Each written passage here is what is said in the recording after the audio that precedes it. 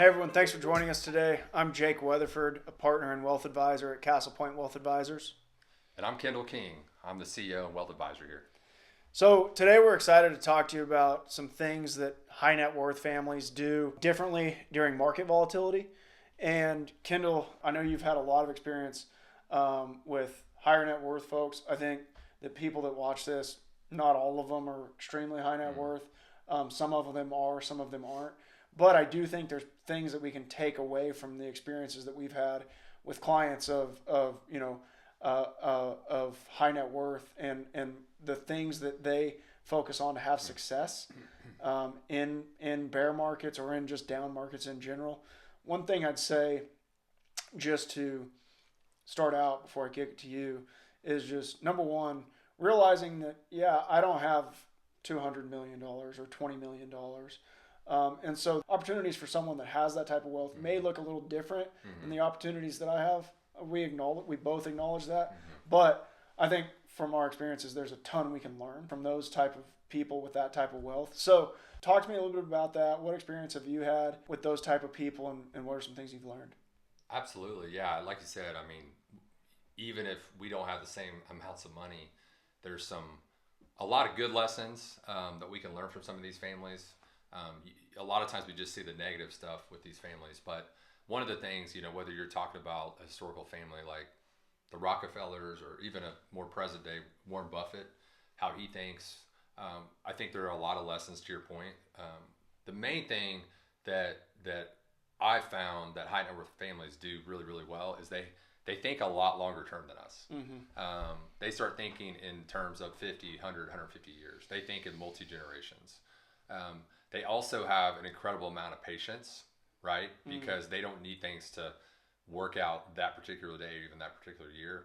And again, as you said, we may not have the same types of resources as them, but in a more condensed way, we can take some lessons from them on how they think. That's and right. Why they've created so much wealth and why they've been able to keep so much wealth in their family, because they've had a longer term perspective.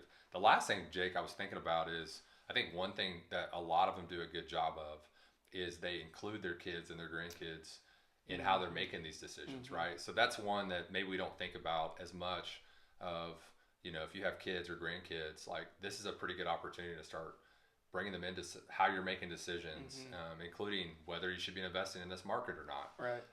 And teaching them instead of allowing them to, make their own mistakes, let them learn from your mistakes. Right. And let them start having some experience at a younger point. That's good. And even if someone's not ready to think in 50, 100, 150 year increments, or maybe they don't feel like they have the wealth to be able to do that. Again, one thing I think you can take away from that is just defining what your timeline is. That sounds so simple, but it's not, right? We work with hundreds of families, and most of them have that to where they've kind of got it worked out, but a lot of them still don't. And that just, again, is all this money for me or is it not, right? Or do I need all this money in the next 5 years or do I need it in the next 20? How long do I need it to last? Defining your timeline is maybe step one. Yeah. And then I think step two, to get even closer to where you are, is to define how much of your wealth is for your lifetime. And maybe it's 100%. Sure. And if it is, okay, then we can get more granular. Yeah. But if there's 5% or 10% that you carve out of there, there's no way I spend this money. Right. Well, you can invest. You can invest that maybe more aggressively, or however you feel it needs to be. You can get more granular on how you make investment decisions in different parts of your portfolio. And I think that's the biggest takeaway that I was hearing from you. Of these people, they can think in 50, 100, 150 years. Well, I can take some of that too and just get really precise on how on the length of time each part of my portfolio is trying to is going to be invested for. Yeah.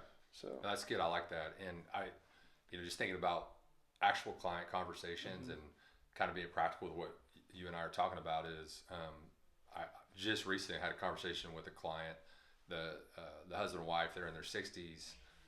They've got children that are between 30 and 35, as well as grandchildren. And so they've been fortunate to achieve their retirement goals. They have some extra money So one thing we've been talking about is maybe shifting our mindset with some of that money to more of the timelines of their children and grandchildren. And as we know, or at least as we tell our clients, the longer time horizon we have, the more ability we can have to hold stocks and feel good about holding them, because we don't feel the pressure to sell them during downturns. And the longer our time horizon, that will change the decisions on how we invest. So as a high net worth family, being wise like a lot of high net worth families, sometimes it's aligning the way we invest with our children and grandchildren ages instead of our own ages, and that's going to change things, and usually in a really positive way as far as creating more wealth for the family over time. Yep. Going back to the second piece you said about involving your kids, really, really is important when we're talking multi-generational. Yeah.